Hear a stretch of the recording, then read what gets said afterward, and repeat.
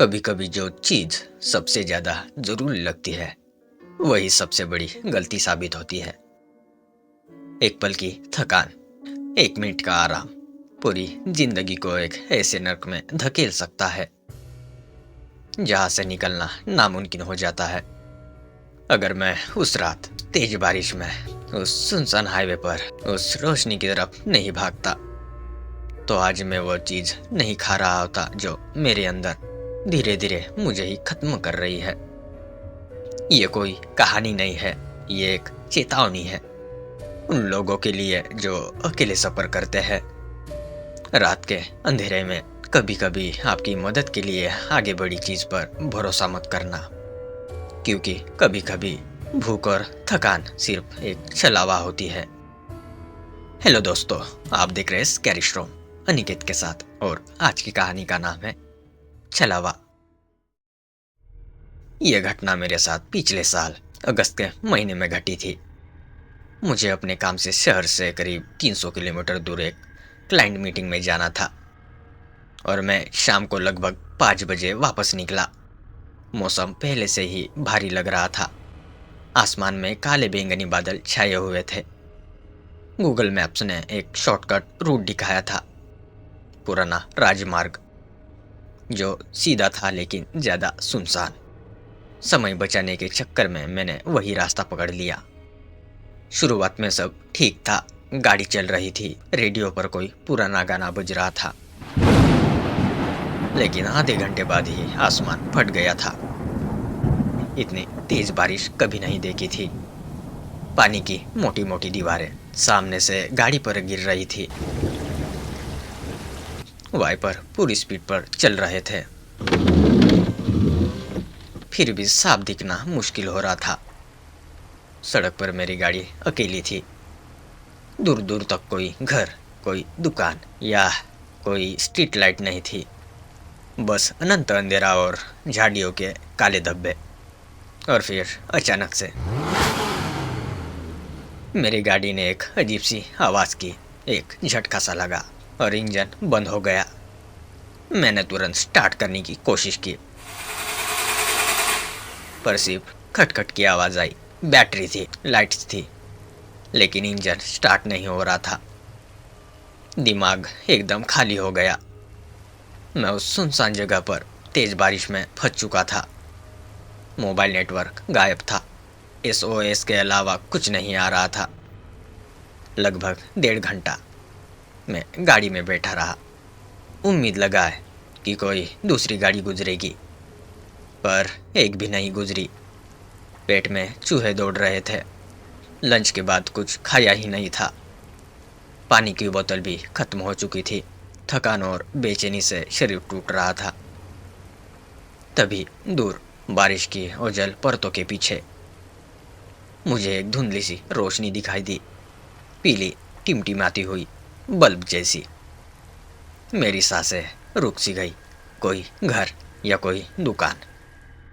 मैंने फैसला किया, गाड़ी यही छोड़कर पैदल उस रोशनी की तरफ जाऊंगा। शायद कोई मदद मिल जाए या फिर फोन कर सकूं। कम से कम पानी तो मिले। मैंने जैकेट ऊपर से निकाली और सिर पर रखी और कार से निकल पड़ा। बारिश की बूंदें सुइयों की तरह चुभ रही थी। पैर कीचड़ और पानी में फंसते चले गए, लेकिन वो रोशनी वो नजदीक आ रही थी। करीब 10 मिनट की मुश्किल चाल के बाद मैं उस जगह पर पहुंचा। ये एक छोटा सा ढाबा था।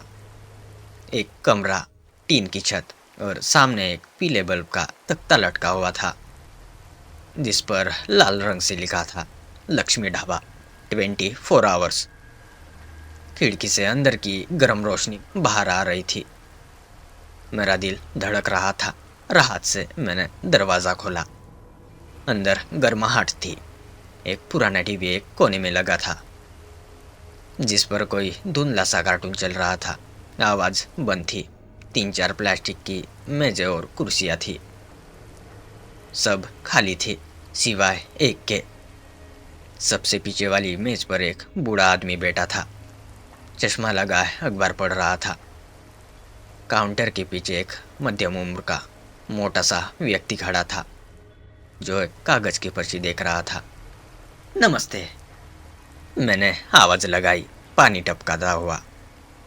काउंटर वाले ने सिर उठाया। उसका चेहरा सामान्य था, थोड़ा थका हुआ। अरे भैया, बाहर तो सैलाब आया हुआ है। आइए आइए, अंदर आकर सूखा लीजिए। मैंने राहत की सांस ली। भैया, मेरी गाड़ी कुछ आगे खराब हो गई है। क्या आपके पास फोन है? मुझे मैकेनिक को कॉल करना है। वह आदमी सिर हिलाते हुए बोला, फोन तो नहीं है भैया, यहाँ नेटवर्क ही नहीं आता। लेकिन आप आराम करिए, चाय पानी लीजिए, सुबह तक कोई ट्रक या गाड़ी आ जाएगी। मैं एक मेज के पास बैठ गया। मेरी नज़र उस बूढ़े आदमी पर पड़ी। वो मेरी तरफ देखकर हल्का सा मुस्कुराया और फिर अखबार में व्यस्त हो गया। काउंटर वाले ने मेरे लिए एक गिलास गर्म चाय ला कर दी। उस चाय की भाप और गर्माहट ने मेरी आखिरी सतर्कता भी तोड़ दी। भैया, खाने में क्या है? मैंने पूछा। पेट की जलन बढ़ती जा रही थी। आज तो बस दाल चावल है और आलू की सब्जी बनी है, घर जैसा सादा खाना। हाँ, वही लगा दीजिए, मैंने कहा। जब तक खाना आता मैंने चाय पी और आसपास देखा। जगह साफ सुथरी थी लेकिन बहुत पुरानी लग रही थी। दीवारों का पेंट उकड़ रहा था। एक कोने में एक पुराना कैलेंडर लगा था जिस पर साल 2012 लिखा था। अरे, इतना पुराना कैलेंडर अभी तक लगा है, मैंने सोचा, लेकिन ज़्यादा ध्यान नहीं दिया। ढाबे वाले लोग अक्सर ऐसा ही करते हैं। खाना आ गया, सादा लेकिन ताज़ा और गर्म। दाल में जीरा तड़का लगा था। आलू की सब्जी बिल्कुल वैसी ही थी जैसी मेरी माँ बनाती थी। उस वक्त वो खाना दुनिया की सबसे स्वादिष्ट चीज़ लग रही थी। मैंने पूरी थाली साफ कर दी। पेट भर गया था, थकान से आंखें चूंधिया रही थी। भैया, क्या यहाँ रुक सकता हो सुबह तक? मैंने पूछा। काउंटर वाले ने हाँ में सिर हिलाया। पीछे एक कमरा है, वहाँ चारपाई पड़ी है, आप वही सो जाइए। वह मुझे एक पीछे के दरवाजे से एक छोटे से कमरे में ले गया। कमरा साफ था। एक चारपाई, एक तकिया और एक पुराना कंबल, बस। मैंने उसे धन्यवाद दिया। बाहर बारिश की आवाज़ एक लोरी की तरह लग रही थी। कुछ ही मिनटों में मैं गहरी नींद में सो गया। नींद में मुझे एक अजीब सी ठंड महसूस हुई, ऐसी ठंड जो हड्डियों के अंदर तक समा गई हो। मैं करवट बदलकर कंबल ऊपर खींचने लगा, तभी मेरी नींद खुल गई। कमरे में अंधेरा था, बारिश रुक चुकी थी। बाहर से कोई आवाज़ नहीं आ रही थी, बिल्कुल सन्नाटा। वो सन्नाटा बहुत डरावना था। कोई रात के कीड़ों की आवाज़ भी नहीं आ रही थी। मैंने अपना फ़ोन चेक किया। रात के 3 बजे थे। अभी भी नेटवर्क नहीं था। मैं वापस सोने की कोशिश करने लगा। तभी पेट में एक हल्की सी मरोट उठी। दर्द नहीं था, बस एक अजीब सी भारीपन, जैसे पत्थर का एक टुकड़ा अंदर पड़ा हो। शायद ठंडे पानी से चाय पी ली थी, मैंने सोचकर नज़रअंदाज कर दिया। सुबह का इंतज़ार करना मुश्किल लग रहा था। मैंने फैसला किया कि उठकर बाहर निकलूँगा, शायद कोई गाड़ी दिखे। मैं चारपाई से उठा, अपनी जैकेट पहनी और कमरे का दरवाज़ा खोला। ढाबे का मुख्य कमरा अंधेरा और खाली था। टीवी बंद था। कल वाला बूढ़ा आदमी भी नहीं था। काउंटर पर भी कोई नहीं था। लेकिन मुख्य दरवाज़ा अंदर से बंद नहीं था। मैंने धीरे से दरवाज़ा खोला और बाहर निकल आया। बाहर हल्का हल्का कोहरा था। हवा में सौंधी सी गंध थी, बारिश के बाद वाली। मैंने उस दिशा में देखा जहाँ से मैं आया था। मेरी कार अभी भी वहाँ ही खड़ी होगी। मैंने वापस हाईवे पर चलना शुरू किया। पैर अभी भी कीचड़ में धंस रहे थे, लेकिन अब बारिश नहीं थी। कोहरे के कारण दृश्यता कम थी। करीब 20 मिनट चलने के बाद मुझे अपनी कार दिखाई दी। वो वैसे ही खड़ी थी जैसे मैंने छोड़ी थी। मैंने राहत की सांस ली, दरवाज़ा खोलने के लिए चाबी निकाली और तभी मेरी नज़र सामने पड़ी। सामने हाईवे के ठीक उस पार एक इमारत थी, एक छोटी सी झोपड़ी जैसी। उसके सामने एक तख्ता लटका हुआ था, पीला टूटा हुआ बल्ब, और उस तख्ते पर लाल रंग से लिखा हुआ था, लक्ष्मी ढाबा। मेरी रीढ़ की हड्डी में बिजली सी दौड़ गई। ये वही ढाबा था, लेकिन ये तो मैंने पीछे छोड़ दिया था। मैं यहाँ से करीब 3 किलोमीटर दूर चला आया था। क्या यह दूसरा ढाबा है? मैंने सोचा, लेकिन दिल जानता था कि यह वही जगह थी, वही टीन की छत, वही खिड़की। मैंने अपने कदम उस तरफ बढ़ाए, धीरे धीरे, डरते हुए। जैसे जैसे मैं नज़दीक पहुंचा, मेरा दिल जोर जोर से धड़कने लगा। यह ढाबा जर्जर था, पूरी तरह से। छत का एक हिस्सा गिर पड़ा था, खिड़कियों के शीशे टूटे हुए थे, दरवाज़ा एक तरफ से टेढ़ा लटक रहा था, और सबसे डरावनी बात, अंदर सन्नाटा और अंधेरा पसरा हुआ था। यह जगह सालों से बंद, उजाड़ पड़ी लग रही थी। मैंने हिम्मत जुटाकर टेढ़े दरवाजे के पास जाकर अंदर झांका। मेरी आंखें अंधेरे को चीरने की कोशिश कर रही थी। वही मेज, वही, लेकिन टूटी हुई, धूल से लथपथ गिर पड़ा था। वहाँ कोई नहीं था, कोई बूढ़ा आदमी नहीं, कोई ढाबे वाला नहीं, सिर्फ मकड़ी के जाले और सीलन की गंध थी। तभी मेरी नज़र एक कोने में पड़ी। वही पुराना कैलेंडर पड़ा था, 2012 वाला। उस पर धूल की मोटी परत जमी हुई थी। मैं पीछे की कमरे की तरफ बढ़ा। वह दरवाज़ा भी टूटा पड़ा था। अंदर कोई चारपाई नहीं थी, सिर्फ टूटे हुए ईंटों और मलबे का ढेर था। एक सच मेरे सामने था, ये ढाबा सालों से बंद था। तो रात मैंने कहाँ बिताई थी, किसके साथ? वो खाना, वो चाय, और वह आदमी। और तभी मेरे पेट में वो मरोड़ वापस आई। इस बार तेज, एक तीखा दर्द, जैसे कोई अंदर से मेरी आंतों को मरोड़ रहा हो। मैं दर्द से दुहरा होकर बैठ गया। सिर चकराने लगा, आंखों के सामने अंधेरा छाने लगा।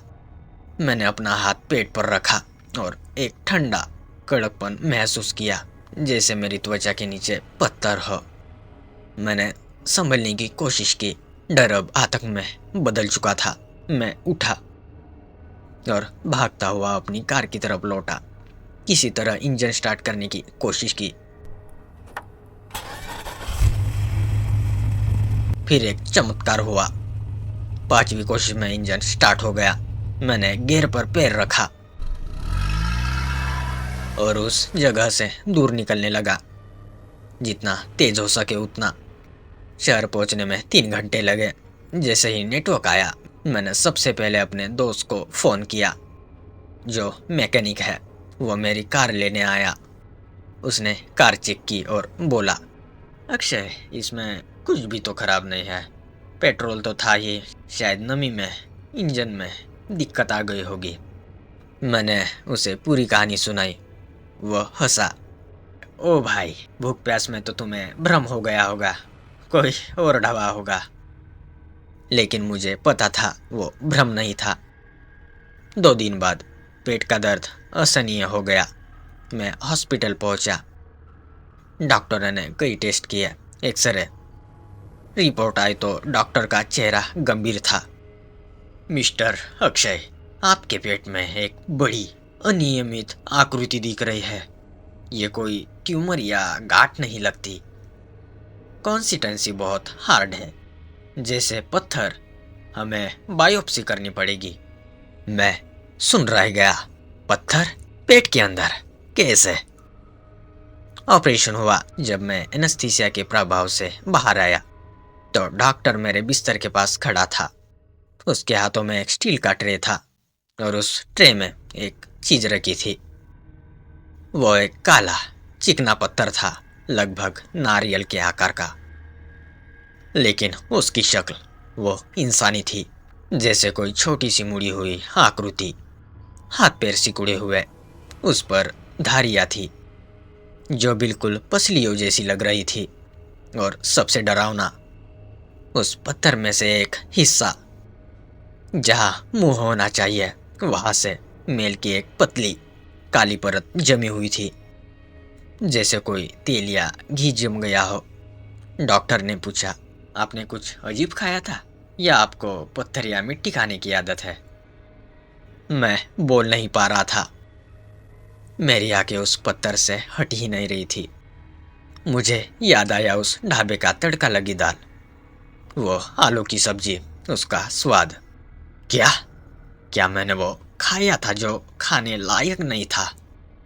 क्या वो ढाबा एक छलावा था? मेरे अंदर ये बदलाव ला रहा था। मैं छुट्टी पर घर आ गया, शारीरिक घाव भर गए, लेकिन वो पत्थर जो डॉक्टरों ने पैथोलॉजी के लिए भेज दिया और फिर कभी रिपोर्ट नहीं आई, उसका डर मेरे अंदर बस गया। और अब अजीब बातें होने लगी है। कल रात मैंने फ्रिज खोला, अंदर बची हुई दाल थी। मैंने उसे गर्म किया और खाने बैठा। पहला चम्मच मुंह में डाला ही था कि उसका स्वाद बिल्कुल वैसा ही लगा, उस रात वाले ढाबे के खाने जैसा। मैंने तुरंत थूक दिया। मेरी पत्नी ने वही दाल खाई थी, उसे कुछ नहीं हुआ, सिर्फ मुझे वो स्वाद आया। और कभी कभी रात को सोते वक्त मैं अक्सर सोचता हूँ, उस ढाबे में जो लोग थे वो क्या थे? वो क्या चाहते थे? क्या वो भूखे यात्रियों को खाना खिलाकर उनकी जगह कुछ और अपने अंदर भर देते हैं?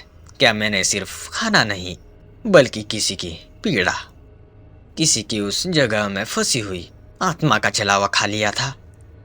मुझे नहीं पता, लेकिन एक बात पक्की है, अगली बार जब आप किसी सुनसान रास्ते पर हो और दूर कोई रोशनी दिखे, तो याद रखना, कभी कभी आपकी सबसे बड़ी जरूरत आपको उस चीज की तरफ खींच लेती है जो आपको हमेशा हमेशा के लिए बदल देती है। तो दोस्तों, आपको कहानी कैसी लगी कमेंट में ज़रूर बताएं। अगर कहानी पसंद आई हो तो लाइक और सब्सक्राइब जरूर करें। मिलते हैं अगली वीडियो में इससे भी डरावनी कहानी के साथ। Good night.